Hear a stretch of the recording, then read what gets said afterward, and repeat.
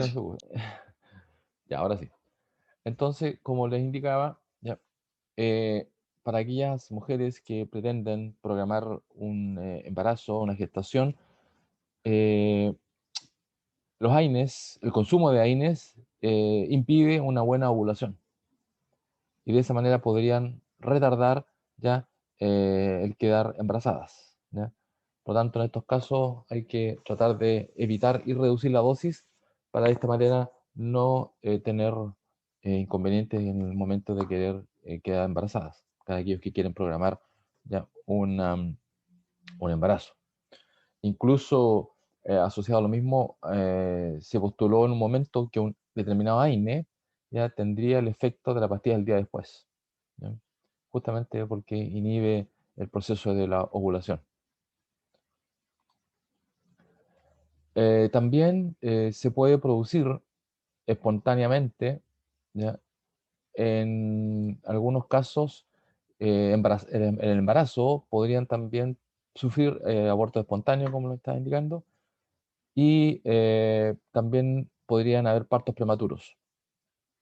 No están asociados ya a riesgo de malformaciones congénitas. ¿Ya? Así el consumo de AINE en el embarazo no está asociado a malformaciones congénitas, pero sí podría tener un mal funcionamiento, ¿ya? O dañar alguna función propia de la evolución o del desarrollo fetal. Bueno, ya la mencioné anteriormente la insuficiencia renal, ya que es una causa poco frecuente, pero esto va asociado a la dosis. También las personas asmáticas no deberían consumir ácido acetilsalicílico. La hipertensión arterial también es un efecto adverso, producto, como dije anteriormente, de interferir ya la acción con los antihipertensivos y sobre todo interferir con la diuresis. También algunos AINES presentan algunas alteraciones hemáticas, es decir, hematológicas o alteraciones a nivel sanguíneo, ya como es el metamizol, algunos oxicanos, el piroxicam, ¿ya? Y el paracetamol. Ya el paracetamol también provoca una metahemoglobinemia, que es una dificultad del transporte de oxígeno. Y el otro, las alergias, ¿ya? O la reacción alérgica, y una consecuencia de la reacción alérgica sería una anafilaxia, que es una situación más extrema de respuesta alérgica, que ya lo vimos anteriormente, que algunas personas pueden ser alérgicos a algunos AINES. Hasta acá todo lo que tiene que ver con AINES, así en forma bastante resumida y la manera que ustedes puedan entender los AINES, porque ustedes van a estar eh, muchas veces asociados al dolor, ¿ya? Entonces, la idea es que puedan diferenciar los tipos de analgésicos y sus usos, ¿ya? Los analgésicos, lo voy a repetir, no van a solucionar el problema ya que aqueja a un paciente que tenga dolor.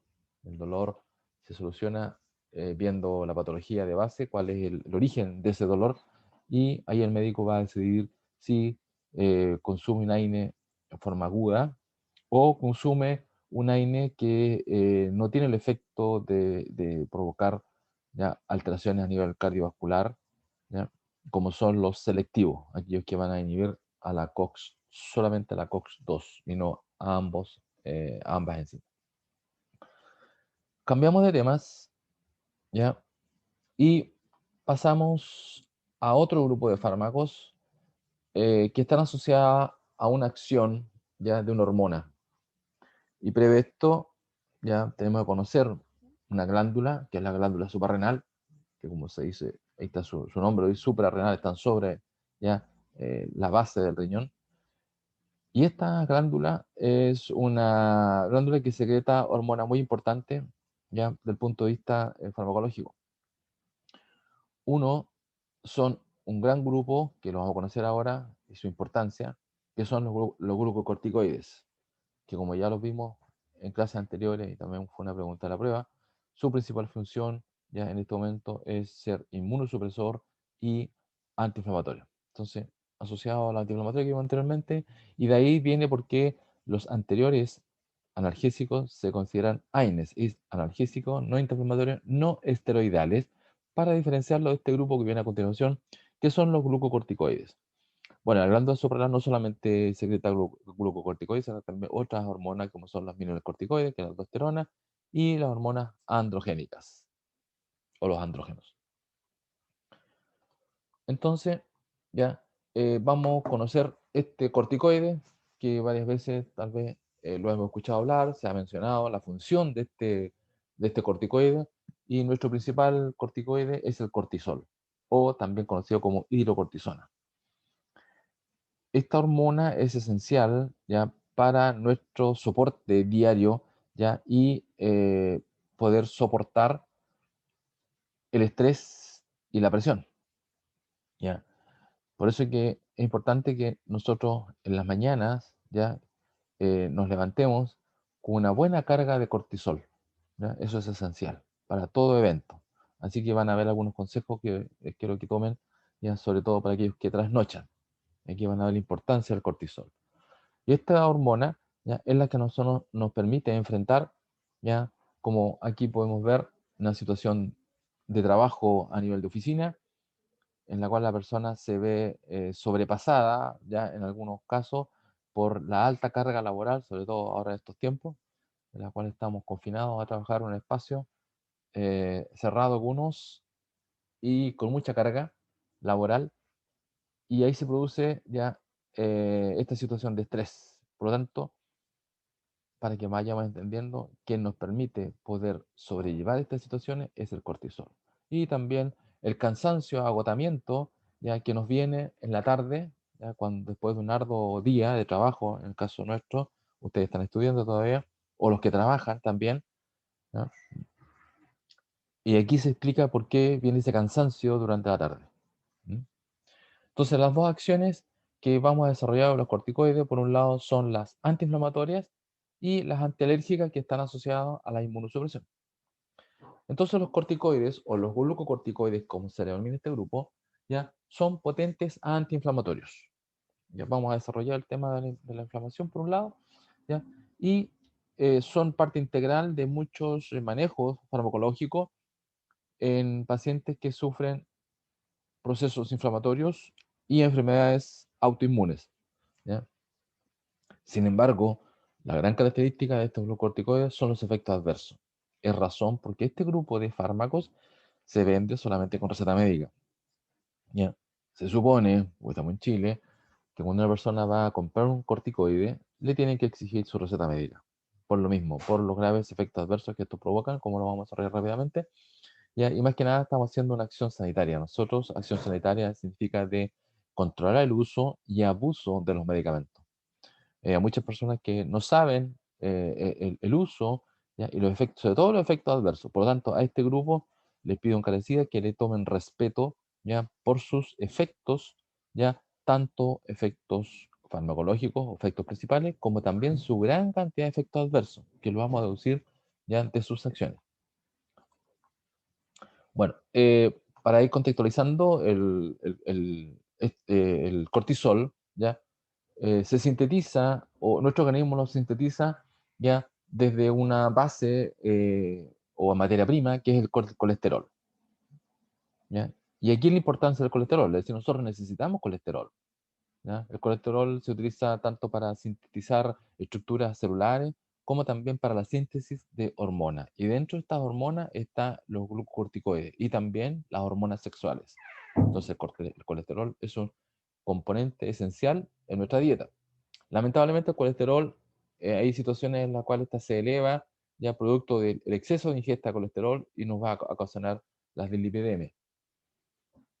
Sin embargo, nuestro organismo también sintetiza colesterol, ¿ya? Entonces el problema que suscita a algunas personas que, además que están fabricando colesterol, están adicionando colesterol en forma exógena en los alimentos, ¿ya? Hay muchos alimentos que aportan mucho colesterol, ¿ya? Y sin embargo, algunas personas, aunque consuman cero colesterol, fabrican demasiado colesterol, también les provoca problemas. Bueno, el colesterol es para esto, para poder sintetizar hormonas, y dentro de las hormonas están las hormonas sexuales y las hormonas corticales, que es la aldosterona y nuestro cortisol, ¿ya?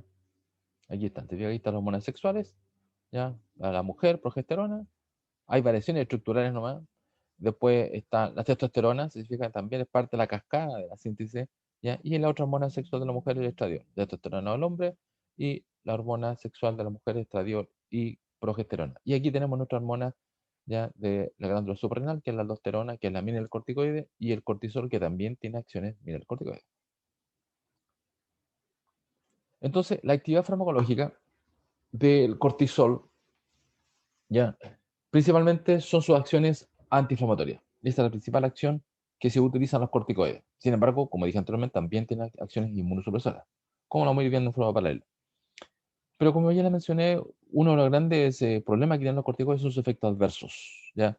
Y uno de ellos es la retención de sodio. Volvemos nuevamente a conocer ya o a retomar la función del sodio. No se olviden que el sodio tiene una característica fisicoquímica que es ser higroscópico, es decir, atrae agua. Por lo tanto, si el cortisol retiene sodio en forma directa, también va a retener agua. Además, hay efectos metabólicos, ¿ya? Que tiene el cortisol. Y esto indujo a que se fabricasen o se sintetizasen nuevos corticoides de tal manera de reducir los efectos adversos.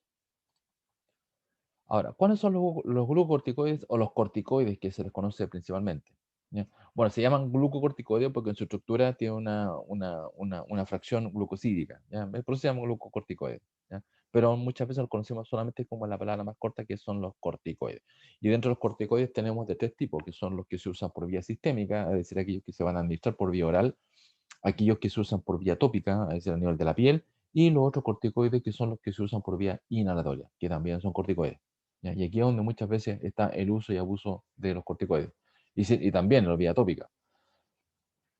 Ahora, no es la idea mía que se aprendan los corticoides porque no funciona de ustedes, pero sí que los conozcan, cuáles son. ¿Ya? Y obviamente que hay algunos que son los más conocidos. ¿Ya? Aquí los que se usan por vía sistémica, ¿qué quiere decir esto? Que se usan por vía oral o por vía inyectable. ¿Ya? Eso quiere decir que vía sistémica, cuya particularidad es que se busca que lleguen a la vía sistémica. Sin embargo, yo solo había mencionado anteriormente, una de las grandes características de los corticoides de uso dérmico o por vía tópica es su excelente absorción. Por lo tanto, los corticoides que nosotros administramos por vía tópica a nivel de la piel se van a absorber, atraviesan fácilmente los estratos dérmicos y igual llegan a circulación o a vía sistémica. Bueno, quiere decir los inhaladores. Los inhaladores se utilizan por vía aérea, ya por vía inhalatoria a los pulmones, pero como ya hemos visto anteriormente en el proceso metabólico, estos difunden rápidamente en el espacio a nivel del alveolar por simple difusión y llegan también al torrente sanguíneo, ejerciendo también acción a nivel sistémico. Así que hay que tener mucho cuidado cuando se usan inhaladores, ya, porque también van a llegar a la circulación y ejercer los efectos que vamos a ir viendo en la medida que desarrollemos estas PPD. Entonces, los que se usan por vía sistémica está la hidrocortisona o el cortisol, la betametasona dentro de la más conocida, dexametasona, la prednisona es de las más usadas como corticoide por vía oral. Y después están otras que ya en menor grado, pero se diferencian cada una en la potencia, ¿ya? Está la metilprednisolona, la prednisolona y el deflazacort. Aquí dentro la más potente sigue siendo la betametasona y el deflazacort. Es decir, ojo con la betametasona. Es un corticoide ampliamente utilizado, es un potente corticoide. El menos potente de todo es la hidrocortisona. La bebida tópica. Ya, acá también hay una gran cantidad de corticoides que se usan actualmente, dentro de los cuales los más potentes sigue siendo la betametasona, la más usada, y también la mometasona dentro de la más potente. Y también la hidrocortisona sigue siendo de menor potencia. ¿Ya? Entonces, esta que generalmente se usan en niños lactantes. ¿Ya? La hidrocortisona por su potencia es menor. Pero como vuelvo a repetir, ya, lejos la betametasona, y ustedes han escuchado hablar, hay personas que lo utilizan para un montón de patologías. Y aquí vamos a ver sus efectos adversos. Y dentro de los aerosoles, el más antiguo es la beclometasona, ya casi no se usa. Sin embargo, actualmente los que más están en uso es la fluticasona junto con la mometasona. Estos son corticoides que se usan por vía inhalatoria. Y aquí es donde creo que pongan atención en las acciones farmacológicas que los corticoides tienen. Por lo tanto, estas acciones van a desencadenar ya en algunas alteraciones a nivel sistémico, producto del uso prolongado de corticoides. Por eso que una característica fundamental de los corticoides es que estos se tienen que usar por un breve tiempo, ¿ya? No más allá de una semana el uso corticoide. Más allá ya empiezan a acumularse los efectos, los efectos fisiológicos de los corticoides y ejerciendo algunos efectos adversos. Dentro de las acciones farmacológicas se destacan los efectos metabólicos de los hidratos de carbono y las proteínas. ¿ya? Entonces, los corticoides, ¿qué es lo que hacen? Favorecen la gluconeogénesis, ¿ya? También favorecen la neoglucogénesis. Y tiene como directa relación elevar la glicemia, ¿ya? Y el piruvato en sangre, provocando un balance negativo, negativo de calcio y nitrógeno. Y como consecuencia, osteoporosis y las miopatías, ¿ya? Entonces, este es uno de los primeros efectos adversos, ¿ya? Con el uso prolongado de corticoides. Hay enfermedades, ¿ya? Que requieren del uso de corticoides en forma prolongada. Y aquí entramos en esta balanza que en una PPT está, que es el riesgo-beneficio, ¿ya? ¿Cuál es el riesgo que corre la persona? ¿Cuál es el beneficio? El beneficio tal vez va a ser mayor que el riesgo, por lo tanto, aquí es donde los corticoides se ponen en la balanza si amerita o no su uso prolongado. El otro efecto metabólico, ¿ya? De los corticoides, vuelvo a repetir, esto se evidencia por el uso prolongado, ¿ya? El metabolismo lipídico. Aquí se produce una redistribución de las grasas, hay un aumento del apetito, ¿ya? Y por lo mismo también un aumento de la ingesta calórica, en la cual la persona también va a engordar. Esta redistribución se produce con lo que se llama redistribución de fuerza centrífuga, ¿ya? Es decir, la grasa se acumula a nivel de los hombros y a nivel de la cara. ¿Mm? Y esto lo pueden ustedes evidenciar en algunos pacientes que están siendo sometidos a tratamientos con corticoides, ya, sobre todo inmunosupresores, uno de ellos en los tipos de cáncer, ya, en la cual ahí requiere el uso de corticoides, ya, y esto provoca que la persona, la grasa se acumule en la parte superior del cuerpo, ya, se le encruzan los hombros y también se le hincha la cara. Y también el otro gran efecto metabólico es el metabolismo del agua, asociado a la retención de sodio, básicamente.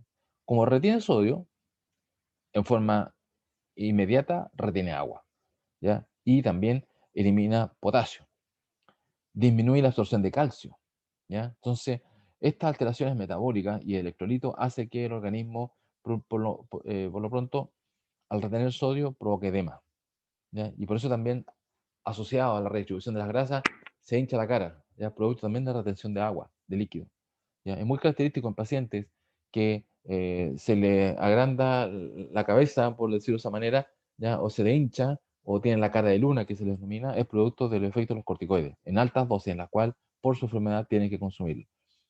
Al disminuir la ingesta de calcio, ya un flaco favor ya a la osteoporosis, ya es decir, disminuir la absorción de calcio, por lo tanto, va a tener efectos a nivel óseo. Y los otros efectos asociados a este cambio metabólico que están ligados a algunos órganos principales. Por lo tanto, van a tener sus efectos a nivel cardiovascular, ¿ya? Y al retener líquido, ya mayor trabajo para el corazón, posible hipertensión, edema, mayor trabajo para el riñón, ¿ya? Y esto hace que las catecolaminas aumenten su acción. Entonces se produce toda una cascada, ya un círculo vicioso, producto del consumo de corticoides o de las acciones farmacológicas. Y derivado de los mismos efectos, ya sus acciones también van a estar, hay órganos o estructuras que se van a ver comprometidas por lo mismo, por lo tanto, derivado de los efectos anteriores, se van a ver comprometidos los músculos, hueso y la piel. A nivel de músculo están las miopatías, ¿ya? Que es un efecto de la metacorticoidea, una miopatía, es decir, metacorticoidea, ya está mal escrito al final, alteración del metabolismo del calcio, alteración del metabolismo del calcio, como se los indiqué, y también atrofias a nivel de la piel. Como los corticoides, para que ustedes vayan contextualizando, ya, los corticoides, aparte del efecto inmunosupresor, aparte del efecto antiinflamatorio, tiene un gran efecto inmunosupresor. Y asociado a eso también, los corticoides están participando en frenar, fíjense lo que voy a decir, en frenar muchos procesos metabólicos de reparación, ¿ya? Entonces, los corticoides frenan procesos de síntesis de proteína, por eso viene la miopatía. Sí, frena síntesis de reparaciones celulares, frena, y todo esto con las respuestas autoinmunes, es decir, todas nuestras respuestas fisiológicas que actúan de forma normal, los corticoides las frenan. Y por eso se produce una atrofia, ¿ya? O un freno en las reparaciones celulares a nivel de la piel, porque nosotros normalmente, ¿cierto? Nuestra piel se está reparando, ¿ya? Hay un recambio. Y los corticoides ya lo que hacen es frenar este recambio. Por lo tanto, la piel deja de sintetizarse, por decirlo de esa manera, y se empieza a adelgazar. ¿Ya? Y se empiezan a ver los capilares. Y por eso es que se llaman las pieles rojizas y estriadas. Y ojo con algunas personas que usan mucho crema con corticoides. ¿Ya? Hay muchas personas que, bueno, que igual lo iba a decir más adelante, pero ya que lo estoy mencionando, hay muchas personas que sufren de alergias, ¿ya? De dermatitis, ¿ya? Producto del contacto con alguna sustancia que les ocasiona la alergia. Ya vimos esto en alergia. Y eh, dentro de las terapias está el uso de los corticoides, pero por corto periodo, porque si la persona no corta el contacto con el agente alergeno, ¿ya? No va a solucionar su problema. Pero algunas personas siguen usando corticoides porque les hace bien. Lo usan como cualquier crema diaria, como una crema Nivea, que sea una crema ya de uso diario, emoliente, humectante, como le quieran llamar. Y a la larga, ya, por un lado, el corticoide va a frenar esta respuesta, va a provocar problemas en la piel se va a adelgazar, se va incluso a partirla, se van a provocar lesiones a nivel de la piel. Y lo otro que es más grave, como dije anteriormente, el corticoide tiene una excelente penetración a nivel dérmico, por lo tanto, su acción es sistémica importante y asociado a lo que vimos anteriormente a nivel metabólico. Y con esta acción inmunosupresora también tiene acciones a nivel hematopoyético, es decir, a nivel de la sangre, ¿ya? En la cual hay un sinnúmero de acciones que tienen que ver con disminución de los mecanismos de defensa. Y aquí están, hay disminución de los linfocitos, de los macrófagos, de los eosinófilos, de los basófilos y neutrófilos. Y esto hace que haya una menor respuesta ante una agresión infecciosa. Es decir, inhibe respuesta autoinmune. Entonces los corticoides, ojo con esto, retienen o inhiben esta respuesta que se supone ante una infección, actúan nuestros linfocitos, ya nuestros macrófagos, pero van a estar frenados con los corticoides. Entonces por eso es que hay que tener mucho cuidado con el uso y hay que tener respeto a este grupo de fármacos. Como dije anteriormente, sus su compra requiere receta médica por estos efectos, grandes efectos adversos, porque muchas personas, claro, les alivia momentáneamente, pero el problema son los efectos adversos. También tiene acciones neoplásicas, razón por la cual los corticoides ustedes los van a ver observados en muchos tratamientos ya antineoplásicos que son muy agresivos, ya que su acción ya es una acción lítica ya sobre células neoplásicas, ya en algunas leucemias, ya y en algunos linfomas y otros tumores linfáticos.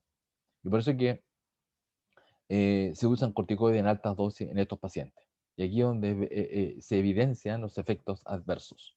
¿Mm? Entonces, de ahí, sobre todo en la leucemia linfoblástica, ayudan a reducir ya estas lesiones. También los corticoides, ya por el uso prolongado, tienen algunos efectos a nivel sobre el sistema nervioso central.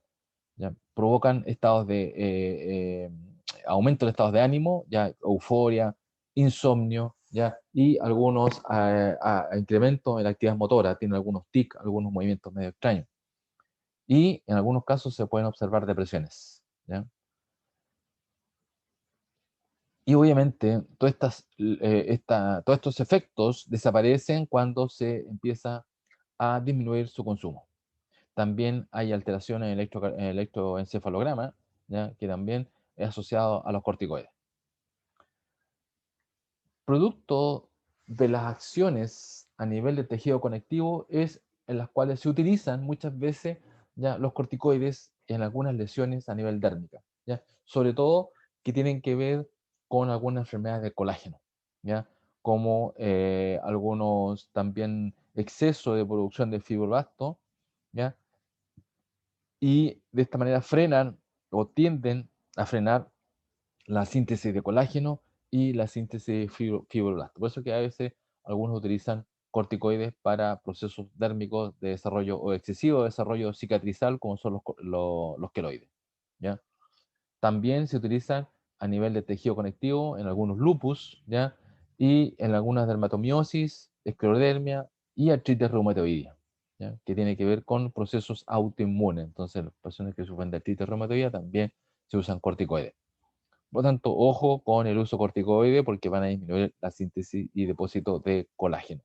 Y por lo tanto, van a inhibir los procesos cicatrizales. Entonces, ustedes siempre tengan en mente que los corticoides van a frenar respuestas autoinmunes, respuestas de reparación, ¿ya? Y respuestas de síntesis. Todo esto se ve disminuido por el uso de corticoides en forma prolongada o en grandes cantidades.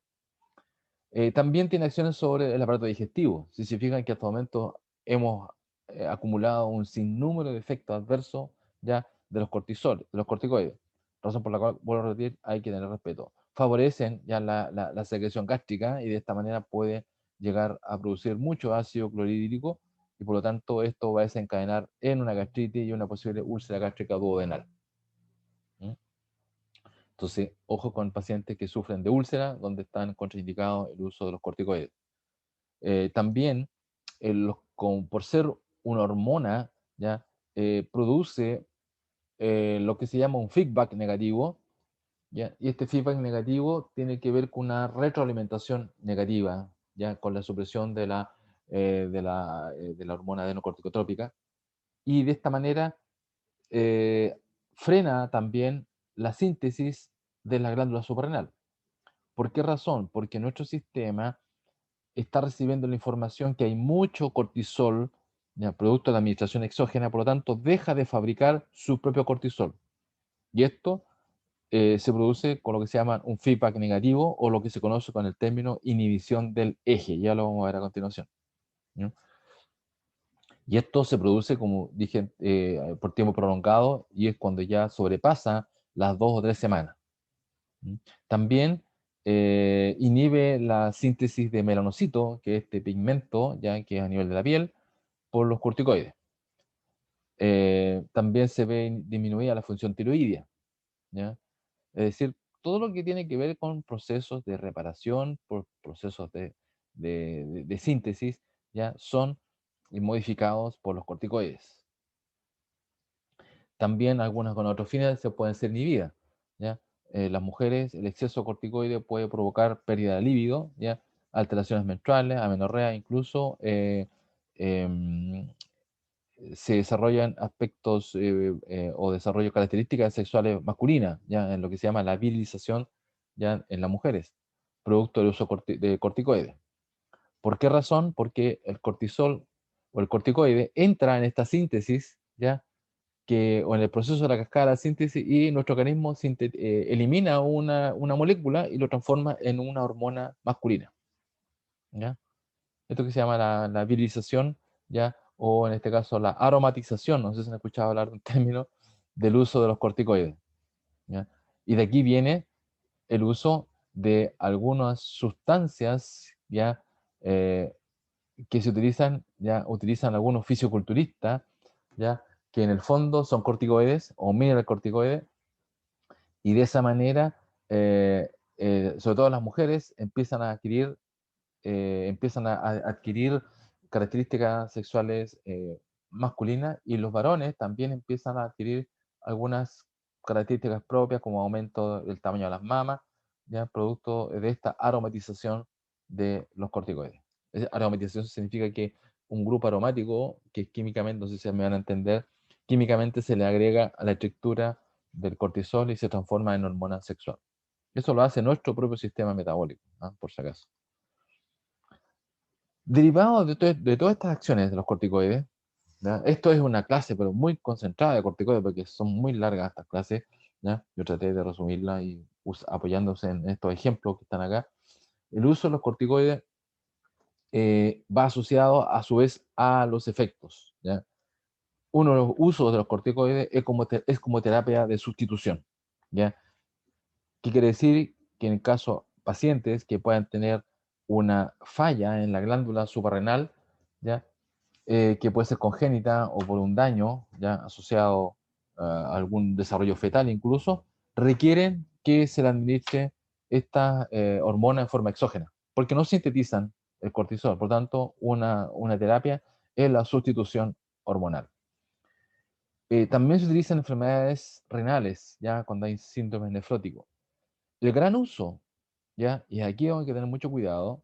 El gran uso de los corticoides son en la respuesta autoinmune, que son en las reacciones alérgicas. ¿Mm? Su gran uso es en el asma bronquial.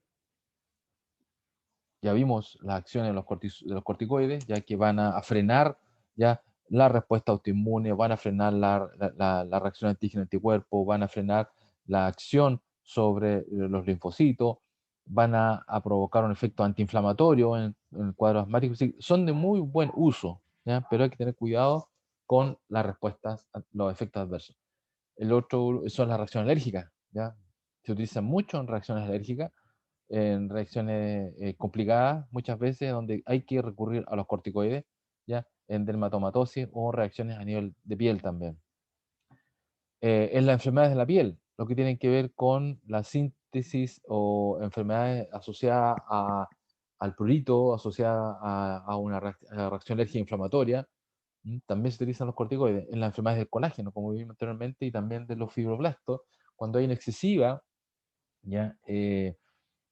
Excesiva respuesta cicatrizal, porque se supone cuando cierto uno se hace un corte o una herida, nuestro sistema repara, ¿ya? Y hasta que eh, se produce el efecto tope, en el sentido que provoca la reparación y después deja de seguir sintetizando su reparación. Pero hay personas en las cuales esta síntesis sigue, y esta síntesis o este efecto reparatorio sigue aumentando y se van formando unos cordones cicatrizales que algunas veces son muy solevantados, muy elevados, y que está activo, provoca picazón, ¿ya? Y dolor al toque, ¿ya? Y ellos son los llamados queloides. Se usan corticoides también.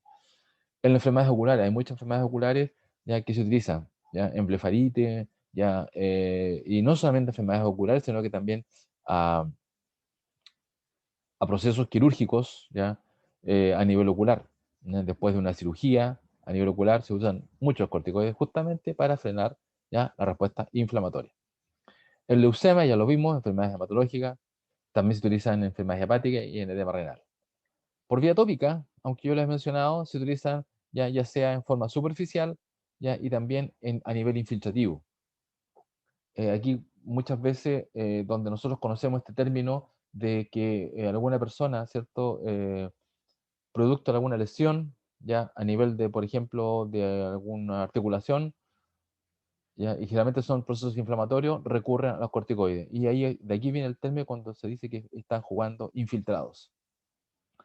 ¿Qué quiere decir? Que el médico prescribe, ya, prescribe el corticoide ya en forma localizada y se inyecta el corticoide en alguna lesión que puede ser en un hombro, en un tobillo, en una rodilla.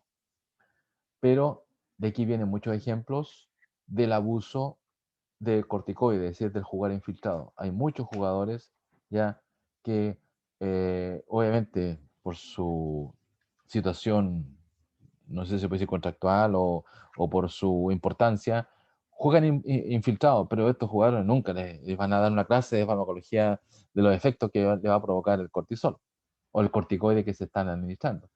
Y de ahí vienen muchos jugadores que terminan con sus articulaciones, por decir, reventadas, ya dañadas, deterioradas, y después no pueden jugar nunca más. ¿Ya? Ahí tenemos varios, algunos que seleccionaron la perna, como decía, ya jugaban muchas veces infiltrados. Hay ejemplos, ya. Yo siempre me recuerdo de un entrenador que todavía está activo, que es el famoso Clavito Godoy, que de tanto inyectarse corticoides en los tobillos, después hubo un tiempo en el cual no pudo caminar, sino que solamente se desplazaba raptando con sus rodillas nomás, porque los tobillos los tenía deshechos, ¿ya? Porque se consumió el calcio, ¿ya? Y dañó estas articulaciones. Por lo tanto, el uso de corticoides es solamente bajo prescripción médica por un periodo corto, pero no abusando de ellos.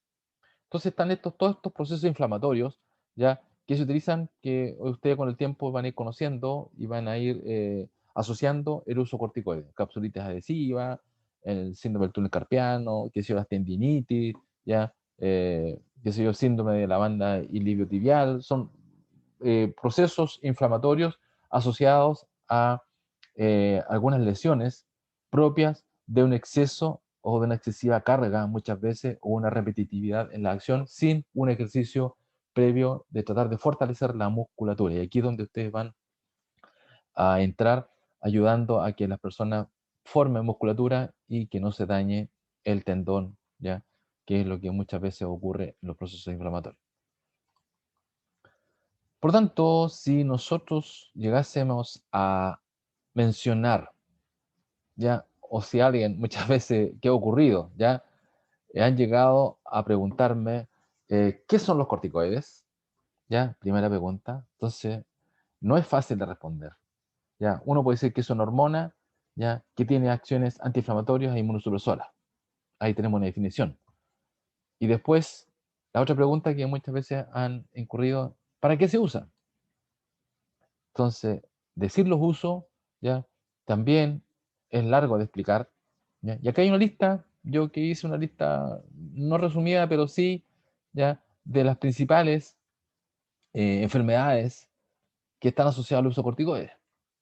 Las principales de ellas, las enfermedades alérgicas, ¿ya? Son las más utilizadas, ¿ya? Ante una alergia severa, no hay que otra que usar corticoides. Un choque anafiláctico, ¿ya? El choque anafiláctico, como usted ya lo ha indicado, es una respuesta alérgica muy grave y severa, en la cual tenemos ya 3 a 4 minutos, ¿ya? Con el riesgo de muerte de la persona por sufrir un paro cardiorrespiratorio. Cuando una persona sufre un choque anafiláctico, tiene 3 a 4 minutos de llegar a un centro asistencial o dentro de estos 3 a 4 minutos hay que administrar sí o sí un corticoide, ¿ya? Para frenar esta respuesta inflamatoria y toda la consecuencia que tiene la respuesta del choque anafiláctico. En alteraciones hematológicas y oncológicas hay su gran uso. Enfermedades vasculares de colágeno, miastenia gravis, artritis reumatoidea, enfermedades oculares, enfermedades hepáticas, hipercalcemias agudas, enfermedades neurológicas, pulmonares, afecciones dermatológicas de uso tópico. Aquí está el gran abuso, ¿ya? Como ejemplo del abuso de los corticoides, sobre todo en el verano, para que ustedes más o menos contextualicen la situación, que cuando un menor de edad o un escolar, un niño de día 12 años, por ejemplo, fue a la playa, ¿cierto? Y se expuso demasiado al sol y se le provocó un proceso inflamatorio o una reacción alérgica al sol, ¿ya? ¿Y a qué recurre la mamá? A los consejos de los vecinos, al consejo de algún amigo, no, ponte esta cremita, ya, que es muy súper buena, betametasona, que es lo más corriente, y al niño lo untan en todo el cuerpo de este corticoide. Betametasona, potente corticoide, de alta penetración dérmica, por lo tanto va a llegar a la vía sistémica, ¿ya? Entonces, las acciones que van a tener a nivel sistémico también son de riesgo, y sobre todo los usos dérmicos. Y hay muchas personas, y ustedes van a ver, que abusan de los corticoides, sobre todo las cremas. Y se supone que deberían venderse con receta médica. Pero como estamos en Chile, algunas ya omiten esta situación y no nos importa para nada que pueda ocorrer efectos adversos. Enfermedades renales, ya que lo habíamos mencionado, en la rinitis, ya. Y en el caso de trasplante de órganos, cuando se produce aquí una respuesta inmunológica, también se utilizan corticoides por mucho periodo. Entonces, obviamente, en todas estas situaciones se evalúa el riesgo versus el beneficio que estos tienen. Los efectos adversos, ya, si lo podemos resumir, y esa es la idea de esta BD, es resumir los efectos adversos de los corticoides de uso sistémico, ¿ya? Es decir, todos aquellos que van a llegar a la circulación sanguínea. Y estos ya se producen cuando el uso es por tiempo prolongado. Vuelvo a repetir. Uno es la supresión del eje, ¿ya? Hipotálamo hipófisis. Aquí se produce un feedback negativo, ¿ya? En la cual se inhibe a nivel cerebral que nuestro organismo no sintetice más corticoides porque lo estamos administrando en forma exógena, ¿ya? Eh, y debido al uso continuado, alteraciones metabólicas de tipo electrolítico, edema, de los carbohidratos, hiperglicemia, consecuencia de diabetes, metabolismo proteico, osteoporosis, miopatía, metabolismo lipídico, una redistribución de las grasas, ¿ya? Aumento de la susceptibilidad a infecciones porque se frena nuestra respuesta inmune, gastritis úlcera péptica, ¿ya? Disminución de la capacidad cicatrizal a nivel del sistema nervioso central, alteraciones en el humor, a nivel aéreo, ¿ya? Es decir, cuando se usan corticoides por vía inhalatoria, es muy común la candidiasis orofaringea. Por eso que es muy importante que después de que una persona utilice un corticoide por vía inhalatoria, se enjuague y se lave la boca. Y eso no se lo dicen, nadie lo sabe, ¿ya? Tal vez porque se omite eso y aquí tenemos muchas personas, sobre todo que sufren de asma, eh, problemas obstructivos a nivel bronquial, que utilizan corticoides, sufren mucho de infecciones micóticas de hongos en la boca. ¿Por qué? Porque el corticoide va a frenar la respuesta autoinmune. Es decir, los hongos se van a desenvolver en un ambiente en la cual no va a tener oposición y se presentan los hongos, ¿ya? Y que en este caso la candidiasis.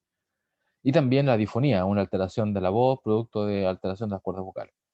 A nivel ocular, ojo, ¿ya? Que pueden generar cataratas y también complicar los cuadros de glaucoma. Y para qué decir a nivel cardiovascular, producto de retención de sodio, es la hipertensión y edema. A nivel tópico, ya se los he mencionado, ya. Vuelvo a repetir, por tiempo prolongado nuevamente, ya. Y lo que les he mencionado, porque los corticoides tienen una excelente penetración a nivel térmica y se pueden aumentar los efectos sistémicos. Y dentro de estos efectos sistémicos, ya, lo que se llama la supresión del eje, hipotálamo, hipófisis. ¿Ya? Hay retardo del crecimiento y uno de los efectos muy clásicos del uso de corticoide es el acné esteroideo. ¿Ya? Es decir, las personas, sobre todo se ve en las personas que practican la halterofilia, el fisiculturismo, que se inyectan muchos corticoides, ¿ya? Eh, Aparece el acné, ¿ya? También, ojo con las personas que sufren de rosácea, es un flaco favor. La rosácea es una patología que se parece a una alergia, ¿ya? Pero no lo es. Pero si la persona usa corticoide, va a aumentar la rosácea, ¿ya? Y lo que dije anteriormente, va a atrofiar la piel por este efecto que se va a frenar el proceso de reparación celular y la piel se torna muy delgada, como un papel de cigarro, ¿ya? Y arrugada algunas veces, y muy brillante. Y las telangiectasias, producto de que se ven ya los capilares sanguíneos de esta disminución del grosor de la piel. Esta imagen viene a representar lo que es el famoso ciclo circadiano, ¿ya? Y de la secreción de cortisol. Cuando partí la clase, yo le indiqué que el componente esencial para que nosotros podamos soportar el día es el cortisol. Y el cortisol ya se sintetiza cuando nosotros dormimos. Dormimos, ¿ya? No trasnochamos. Cuando estamos en el proceso en el sueño, nuestro organismo echa a andar mecanismos internos, elevan algunos neurotransmisores, se eleva la histamina, se eleva la adrenalina, ¿ya? Por eso que en la mañana nosotros realmente se nos acelera el corazón, y lo importante es que durante la noche nosotros alrededor de las 3 4 de la mañana empieza nuestra síntesis de cortisol, de tal manera que cuando despertamos y por efecto lumínico, ¿ya? Nosotros tenemos una alta dosis de cortisol. Este cortisol es el que nos ayuda a enfrentar el día a día, ¿ya? Vuelvo a repetir, esto se sintetiza mientras dormimos. Y también está asociado al efecto lumínico, es decir, la oscuridad hace que nuestro organismo sintetice colesterol, perdón, sintetice cortisol.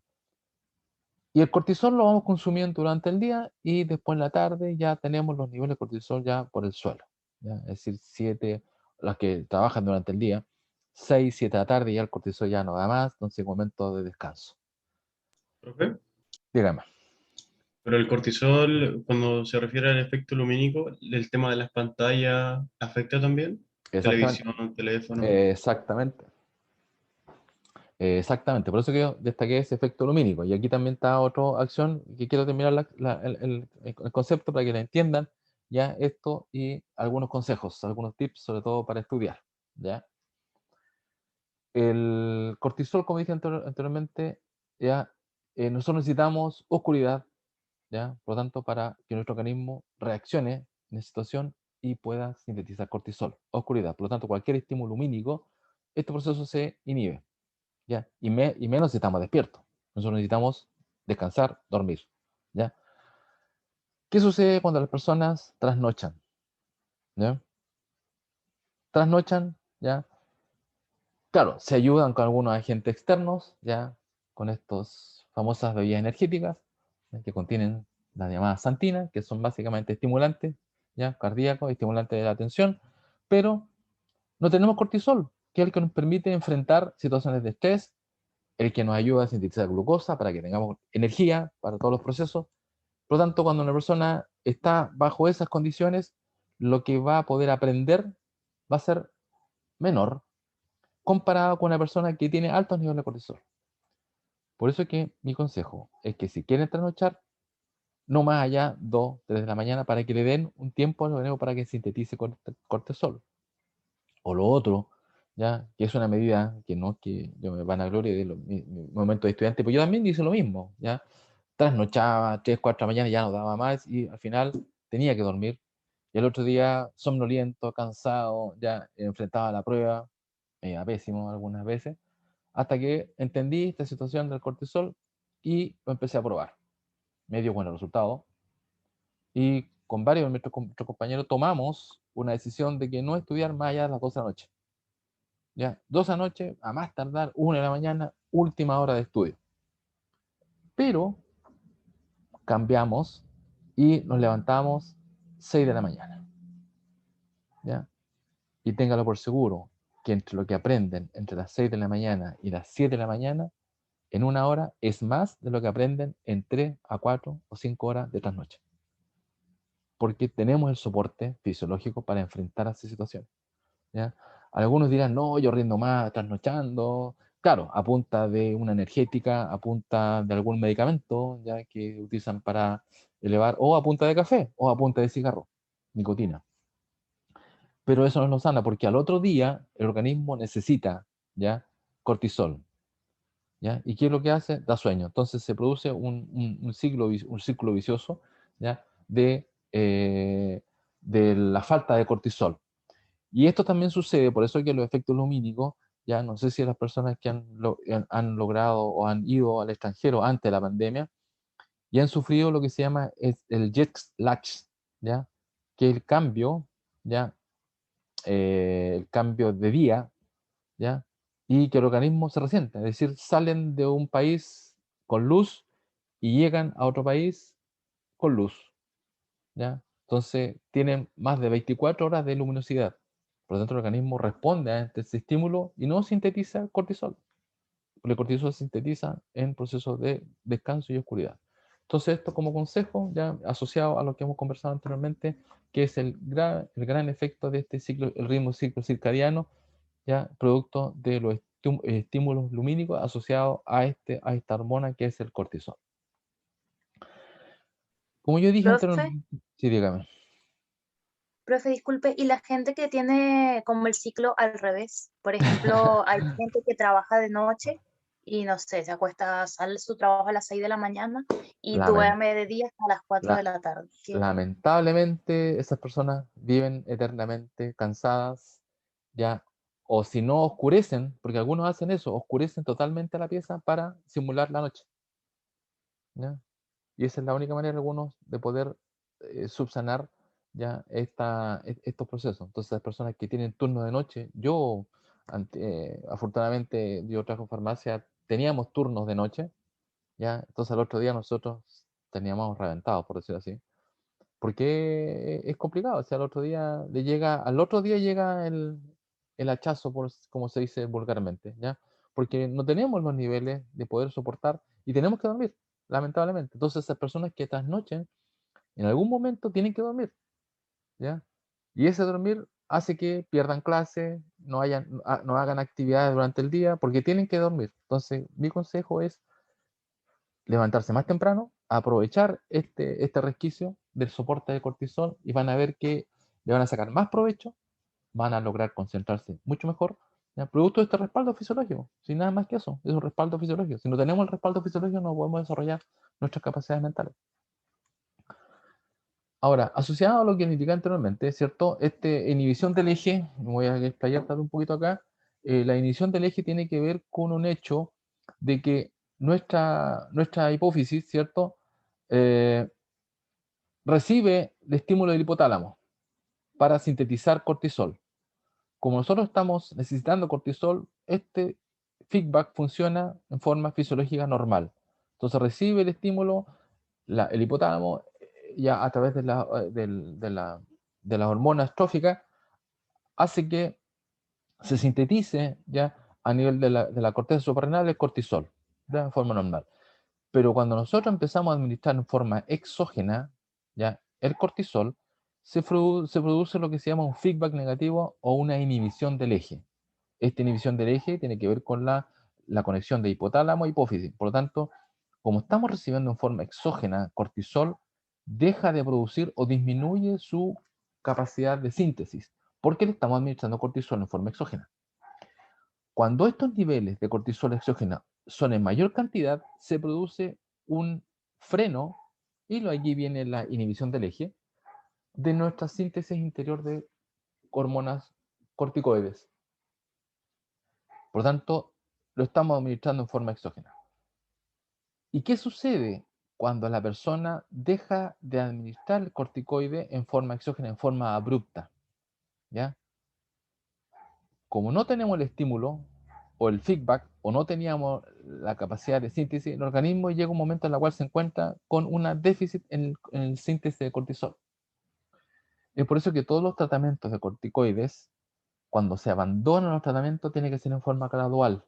¿Ya? Yo lo he visto en varias oportunidades que algunos médicos no están haciendo caso de esto, sobre todo los nuevos, no es por desmerecer sus conocimientos, pero sí algunos todavía hacen esto, que el abandono de una terapia de corticoide tiene que ser en forma progresiva, de tal manera que le dé tiempo para que nuestro organismo empiece a echar a andar nuevamente este eje, ¿ya? Hipotálamo hipófisis, para que vuelva a sintetizar cortisol. Porque si se produce la abrupta supresión, el organismo se queda sin cortisol de un momento a otro, y con todos los efectos propios de la falta de cortisol, ¿ya? Entonces, esto es lo que se llama la inhibición del eje, ¿ya?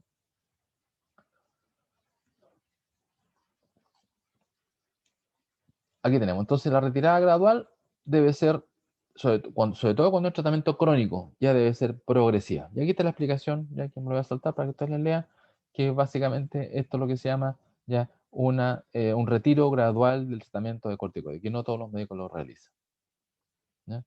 Entonces, hasta acá, todo lo que tiene que ver con esta hormona o este capítulo, que es muy importante para mi modo de ver, sobre todo la importancia y de la función del famoso grupo de corticoides, que vuelvo a repetir, hay que tener mucho respeto ya cuando estos se utilizan ya de mala manera, ya por abuso o desconocimiento de sus efectos. Pasamos a otro grupo de fármacos ya que tiene que ver con algunas patologías ya que también están asociadas a nivel central. Una de ellas es la epilepsia. Rápidamente, la epilepsia es una enfermedad que se conoce por una reacción, ya en algunas veces, que es lo que más se conoce, una reacción del organismo producto de alteraciones a nivel cerebral que terminan con espasmos, la mayoría de ellos, espasmos musculares, espasmos de algunas extremidades y otras situaciones que no necesitan o no necesariamente se manifiestan con espasmos, ¿ya? Por eso tiene varias clasificaciones la epilepsia, ¿ya?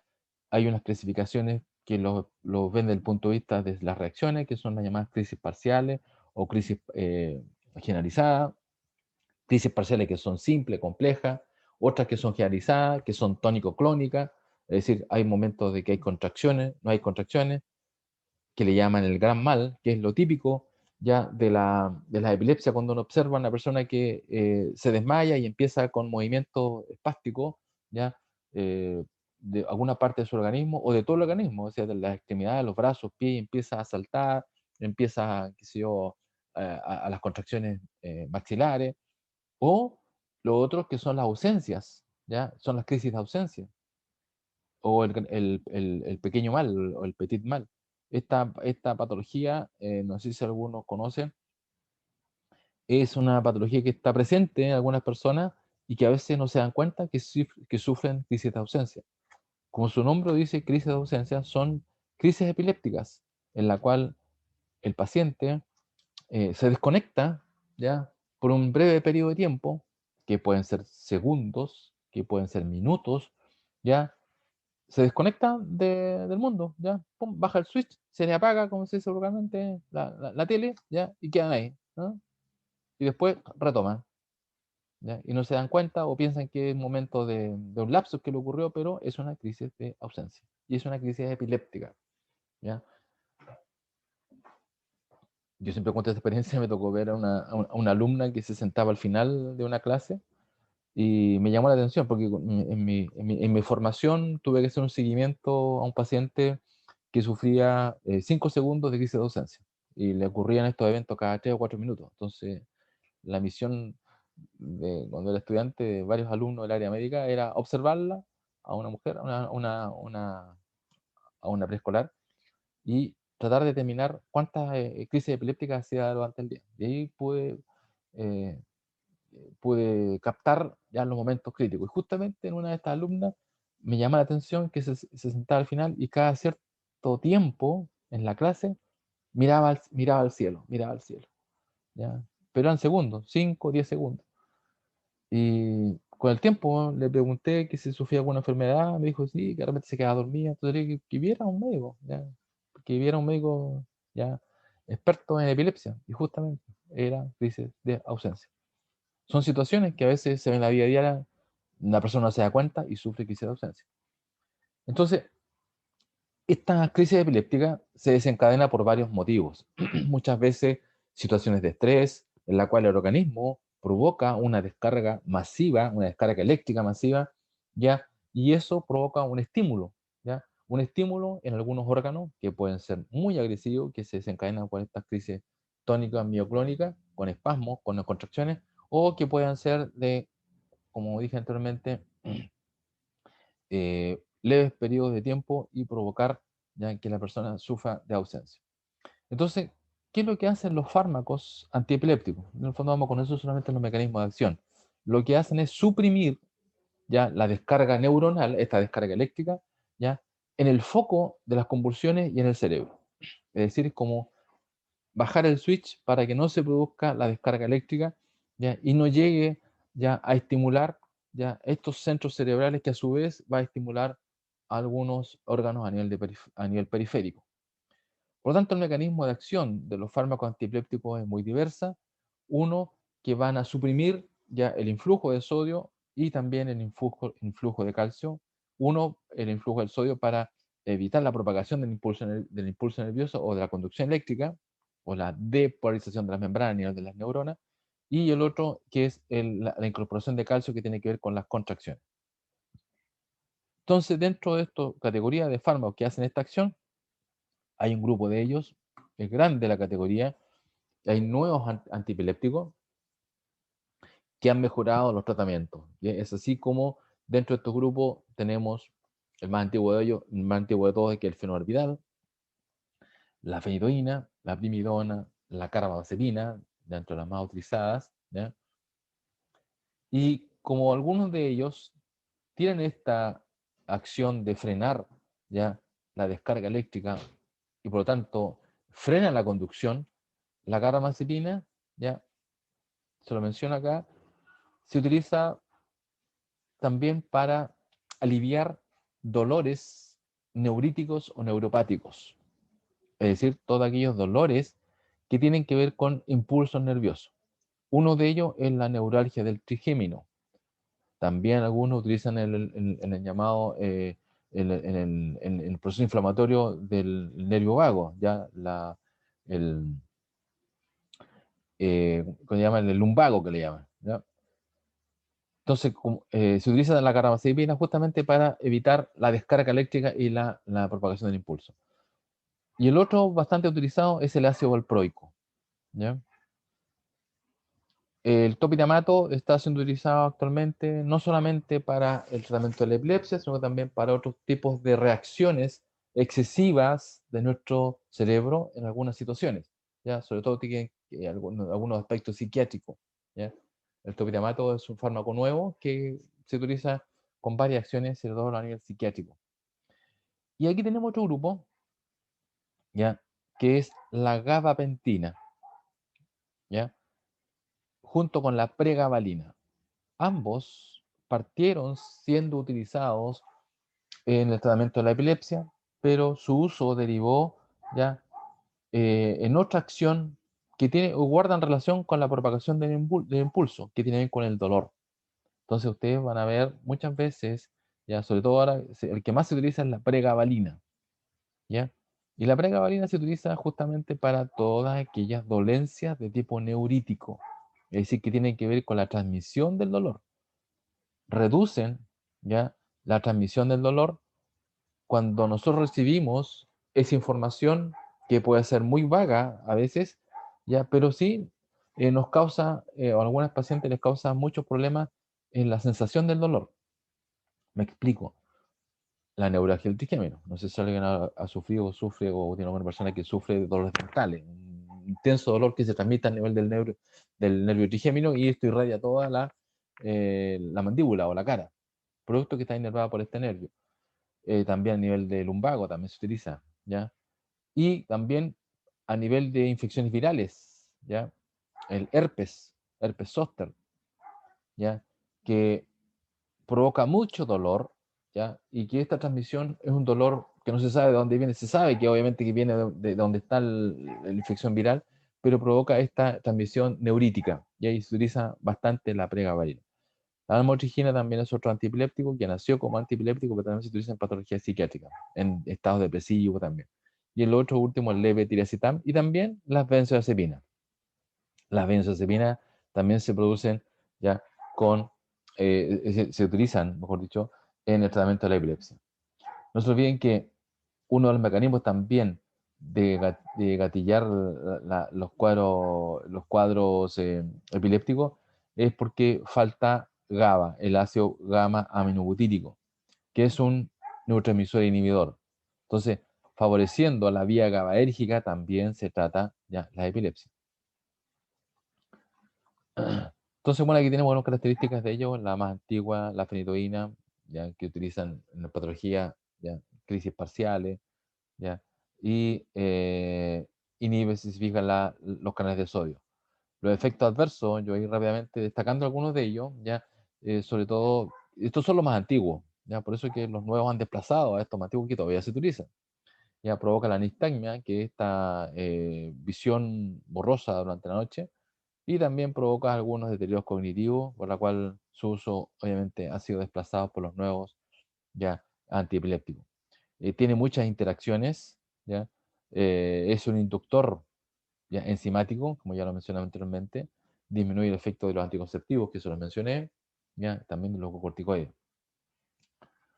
El otro también bastante utilizado, sobre todo en niños, ya es el fenobarbital, y esto se utiliza en convulsiones generalizadas, ¿ya?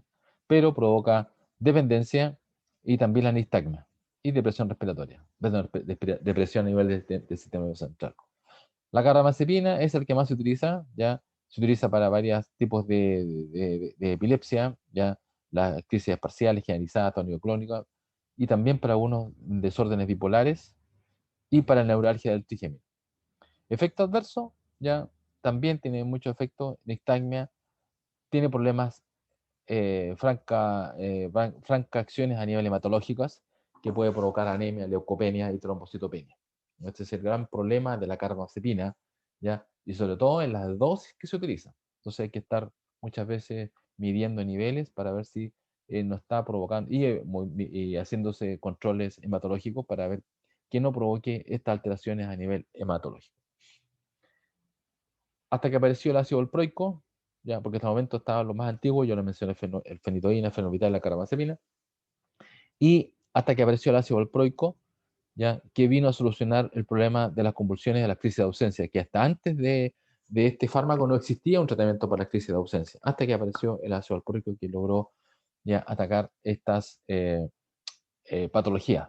También algunos lo han usado para otras convulsiones, ¿ya? Y también para las migrañas se utiliza ya el ácido valproico. El problema del ácido valproico es que es hepatotóxico, ese es su talón de Aquiles, y también provoca efectos teratogénicos. Acá tenemos una breve descripción ya de lo que sucede, ¿cierto? Con una crisis epiléptica, más que nada para que contextualicen ya una crisis epiléptica, y no es un tratamiento simple muchas veces, sino que se hacen terapias asociadas con otros fármacos. Ya, yo no lo voy a preguntar, obviamente, para que ustedes no se asusten, No les voy a preguntar, porque no es el objetivo, de las asociaciones, de con cuál se utiliza para crisis simples, cuáles se utilizan para las crisis generalizadas, sino que para que entiendan que hay crisis que son muy focalizadas, ¿ya? En la corteza cerebral, y eso desencadena una crisis epiléptica que puede ser muy, muy simple, ¿ya? Y esta otra que es la más complicada, que es la crisis generalizada, ¿ya? En la cual hay compromiso de muchos sitios a nivel cerebral, y esto además desencadena estímulos a nivel periférico. Por lo tanto, los tratamientos ya van a ser diversos, ya asociados incluso con otros antiepilépticos, y algunos de ellos ya tomando solamente los más modernos, tomando la motrigina o incluso solamente el clonazepam. Entonces, algunas personas toman clonazepam no para inducir el sueño, no para tranquilizar, sino que para tratar la terapia de la epilepsia. ¿Ya? Por este hecho de estimular la vía GABAérgica, que es lo que hace que este neurotransmisor inhibitorio frene cualquier respuesta o ataque o este cortocircuito que se produce a nivel cerebral. ¿Ya? Y lo importante que tener presente es que esta acción que poseen los antiepilépticos, que es el efecto inductor enzimático, ¿ya? Este inductor enzimático hace que disminuya el efecto de los anticonceptivos. ¿Ya? Este es el gran problema de los anticonceptivos, de los antiepilépticos, los antiguos, que es la carbamazepina, fenometal y primidona, que van a estimular el metabolismo del proceso de los anticonceptivos, por lo tanto disminuyen su efecto terapéutico. ¿Ya? De ahí que hay muchas mujeres epilépticas que están con anticonceptivos y toman antiepilépticos, y si no se les indica ya otras medidas anexas, quedan embarazadas. ¿Ya? Bueno, hasta acá brevemente lo que es la epilepsia, y empezaremos ya brevemente, ya, o hasta donde lleguemos en esta clase de hoy, con los fármacos que están asociados al árbol respiratorio, que ustedes también van a estar de una u otra manera ligadas a terapias, ya, en procesos recuperativos de procesos ya a nivel pulmonar. Acá tenemos nuestros pulmones, ¿cierto? Ahora, uno de los principales síntomas que están asociados a patología a nivel pulmonar es la tos. La tos es una respuesta, ¿ya? Una respuesta que es espontánea, ¿ya? Es espasmódica muchas veces, ¿ya? Repentina, ¿ya? Para expulsar algún cuerpo extraño, supuestamente, que está invadiendo nuestro sistema respiratorio. Entonces, cuando nosotros tosemos, ¿ya? Lo hacemos con la finalidad de despejar, ¿ya? Las vías, ya sea de algún cuerpo extraño o de algún exceso de secreciones que abordan nuestro árbol respiratorio. O en forma psicógena, ¿ya? También reaccionamos estimulando la tos. Por lo tanto, la tos es un mecanismo de defensa. ¿Ya? Ahora, nosotros a través de la tos, ¿ya? Nosotros lo que hacemos es eliminar secreciones, ¿ya? Que están presentes a veces en exceso en nuestro árbol respiratorio, a través de la boca. O no necesariamente la tenemos que expulsar al exterior, sino que también la podemos deglutir. ¿Ya? Entonces, estas secreciones nosotros las podemos eliminar, ya sea expulsándolas o deglutiéndolas. El origen de la tos es muy diverso, ¿ya? Así que muchas veces hay que tener ojo, ¿ya? Porque nos puede estar indicando alguna patología.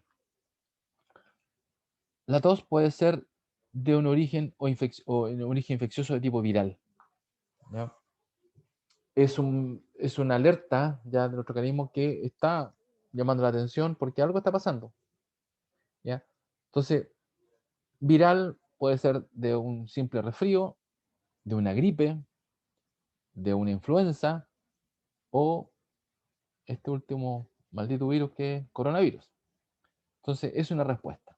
También la tos puede ser de origen asmático, es decir, cuando se produce una disminución del flujo aéreo. Por lo tanto, como está disminuido el flujo aéreo, el organismo trata de responder con la tos, tratando de despejar la vía aérea. Por eso se produce la tos. Cuadros infecciosos bacterianos, como son las neumonias o las bronconeumonias en el caso de los recién nacidos, también desencadenan la tos. Cuadros neoplásicos, cáncer, también desencadenan procesos de tos. ya que puede ser alguna célula que esté provocando procesos inflamatorios y a nivel bronquial causa la tos. Reflujo gastroesofágico. Las personas que sufren de reflujo también manifiestan tos porque se produce una contracción ya a nivel del esfínter, ya duodenal tal vez, o también indirecta conexión con el diafragma, y esto provoca y estimula la tos. Infecciones respiratorias altas también manifiestan con la tos. Rinitis retronasal, la alergia. Cuando se produce cuadros alérgicos, ¿cierto? Hay una leve descarga retronasal, ¿ya? Sobre todo cuando estamos durmiendo. Y como mencioné anteriormente, durante la noche se produce una mayor síntesis de histamina, ¿ya? Liberan más histamina en nuestro organismo, por lo tanto es más propensa a este tipo de respuesta, ¿ya? Hay muchas secreciones, por lo tanto la persona, no sé si alguno de ustedes ha tocado despertarse en la madrugada, ¿ya? Como que se siente, como que se están ahogando, producto de esta descarga retronasal, ¿ya? Y que cae ya a los pulmones y esto provoca la tos. Insuficiencia cardíaca. La insuficiencia cardíaca también puede gatillar cuadros de tos. No se olviden que dentro de nuestro círculo sanguíneo, ¿cierto? Previo al ingreso al corazón, ¿cierto? La sangre pasa por los pulmones para el intercambio gaseoso, ¿cierto? Eliminar CO2 y incorporar oxígeno. Entonces, cuando se produce una alteración cardiovascular, en este caso una insuficiencia cardíaca, el corazón ya deja de latir, por decirlo así, y al dejar de latir, ya cuando se produce un paro cardíaco, ya se produce como un taco en la circulación sanguínea, y este taco hace que la sangre se empiece a rebalsar hacia atrás, y el órgano que estemos antes del corazón, cuando el proceso de circulación es los pulmones, por lo tanto los pulmones se llenan de sangre, y al llenarse de sangre, ya manifiestan un compromiso bronquial, por lo tanto el organismo responde con tos. Entonces, ojo con una persona hipertensa que empieza con cuadros de tos, de la nada, puede estar realizando un paro cardíaco, ¿ya? He sabido muchos casos muy directos, algunos de ellos, de personas que obesa, hipertensa, diabética, y estando realizando una actividad que normalmente no estaba realizando, como por ejemplo tan simple como llevar, lo que pasó directamente con una persona cercana, estaba comprando en la feria, llevaba las bolsas, hartas bolsas, mucho peso, y se empezó a ahogar. Se puso roja, le faltaba la respiración, y empezó con tos, fuerte tos, tos, tos. Entonces nadie se dio cuenta que estaba realizando un paro cardiorrespiratorio, ¿ya? Lamentablemente nadie se dio cuenta y sufrió varios paros cardiorrespiratorios, ¿ya? Y es producto que la tos es un mecanismo que te informa. Fármacos. También hay medicamentos que provocan tos. Lo vamos a ver a continuación. Y cuerpos extraños. ¿Ya? Cuerpos extraños también, ya, ¿cierto? Aquellas personas que, como se dice, por andar con la boca abierta, ¿cierto? Se les introduce algún cuerpo extraño, ¿ya? En la boca, y esto obviamente en forma instantánea provoca una reacción de tos. Y el otro efecto también que le doy como consejo es la tos psicógena, ¿ya? Algunos lo hacen de forma inconsciente, ¿ya? Los que tenemos conocimiento ya de relaciones, de, recursos, de relaciones humanas o recursos humanos, ¿ya? Sabemos identificar los tipos de tos y también en las exposiciones. No sé si les ha pasado que muchas veces cuando, ¿cierto?, uno está realizando una exposición o le hace una pregunta, ¿cierto?, y que no se acuerda, ¿ya? O que para poder alargar el tiempo empieza a toser, empieza con una tos media rara, ya media extraña, ya que es una tos psicógena que se denomina, que es una tos que muchas veces se considera como que la persona está elaborando ya una respuesta ya para algo que no sabe o para una mentira piadosa. Entonces, cuando una persona, por ejemplo, en mi caso, ya que manejo personas, y llega atrasada y empieza a toser, es porque está elaborando ya una respuesta que no es la real, ya una mentirilla, ya. Producto de que esta tos justamente ocurre eso. Por lo tanto, como consejo, cuando ustedes vayan a exponer, no se pongan a toser, porque el profesor va a saber, ya, o nosotros sabemos, que esa respuesta está dando tiempo para que ustedes piensen algo o están hilvanando una respuesta o no se sabe la respuesta, dice llanamente. Entonces la manera de reaccionar es tosiendo, no es una tos psicógena, ojo con eso. Y como mencioné anteriormente, bueno, la pregunta iba a ser, la pregunta iba de otro punto de vista, ¿ya? le iba a preguntar, aunque ya se lo dije anteriormente, que para los que tienen niños o los que tienen hermanos menores, ¿cierto? Hay una situación muy característica, sobre todo de los lactantes o los preescolares, es que cuando sufren de alguna patología, ¿cierto? Tosen durante toda la noche, ¿cierto? Todos, tosió toda la noche y no dejó dormir, sobre todo el menor de edad. Pero durante el día, nada, ¿ya?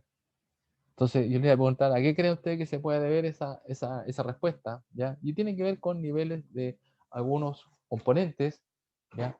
Que durante la noche se sintetizan o se liberan estos mediadores, dentro de los cuales está el mayor nivel de histamina, que favorece la respuesta alérgica, y una disminución ya de cortisol y adrenalina durante la noche. Entonces, estos conjugan para que se manifieste la tos o que los estímulos o es que el umbral de la tos sea más bajo para que se produzca la tos.